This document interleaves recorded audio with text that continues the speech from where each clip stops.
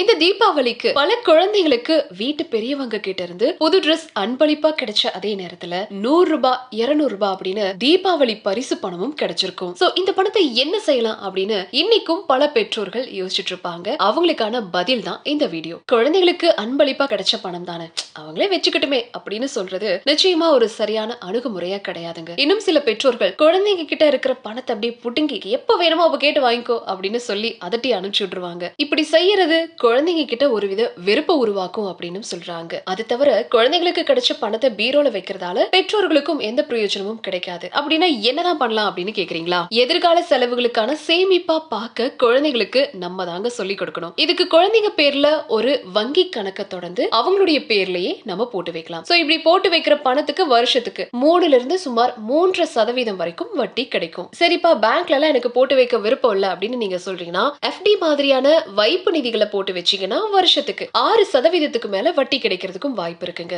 இதை விட அதிகமா வருமானம் வேணும் அப்படின்னு நீங்க நினைக்கிறீங்கன்னா கடன் சந்தை சார்ந்த மியூச்சுவல் ஃபண்ட் திட்டங்கள்ல 1 வருஷம் அல்லது 2 வருஷங்களுக்கு நீங்க முதலீடு பண்ணலாம். இதுக்கு வருஷத்துக்கு 5ல இருந்து 7% வரைக்கும் வட்டி வருமானம் உங்களுக்கு கிடைக்கும். இந்த வருமானமும் போதாது, இன்னும் அதிகமான வருமானம் வேணும், இதுக்கு 5ல இருந்து 7% மேல காத்திருக்க முடியும் அப்படின்றவங்க பங்கு சந்தை சார்ந்த மியூச்சுவல் ஃபண்ட் திட்டங்கள்ல பணத்தை முதலீடு செஞ்சீங்கன்னா 10%க்கு மேல லாபம் கிடைக்க வாய்ப்பையும் நீங்க பெறலாங்க. மியூச்சுவல் ஃபண்ட் முதலீட்டை அரசு நிறுவனங்கள் வழி நடத்திட்டு வரதால எந்த விதமான தயக்கமும் இல்லாம அதுல நீங்க பணம் போட்டுக்கலாம். வீட்ல பீரோல பணத்தை போட்டு வைக்கிறதுக்கு பதிலா இப்படி செஞ்சீங்கன்னா என்ன நன்மை அப்படின்னு நீங்க கேட்டீங்கன்னா முதல் காரணம் பாதுகாப்பு. வீட்ல பணம் இருக்கிறத விட பேங்க்லயோ மியூச்சுவல் ஃபண்ட் திட்டத்திலயோ இருக்கிறது கூடுதல் பாதுகாப்பு. ரெண்டாவது ரீசன், வீட்ல இருக்கிற பணம் அப்படியே தான் இருக்கும், ஆனா வங்கி அல்லது மியூச்சுவல் ஃபண்ட்ல இருக்கிற பணம் வளர்ந்துகிட்டே இருக்கும். 1000 ரூபாயை டெபாசிட் பண்ணீங்க அப்படின்னா அடுத்த வருஷம் முடிவுல 1060 ரூபாயா நமக்கு கிடைக்கிறது லாபம் தானே. அந்த லாபம் பணம் வீட்ல இருந்தா கிடைக்காதுல்லவா. மூணாவது முக்கியமான ரீசன், குழந்தைகளுடைய பணத்தை இப்படி பேங்க்லயும் மியூச்சுவல் ஃபண்ட் திட்டங்களையும் போட்டு அது வளர்வதை அவங்க பாக்குறதின் மூலமா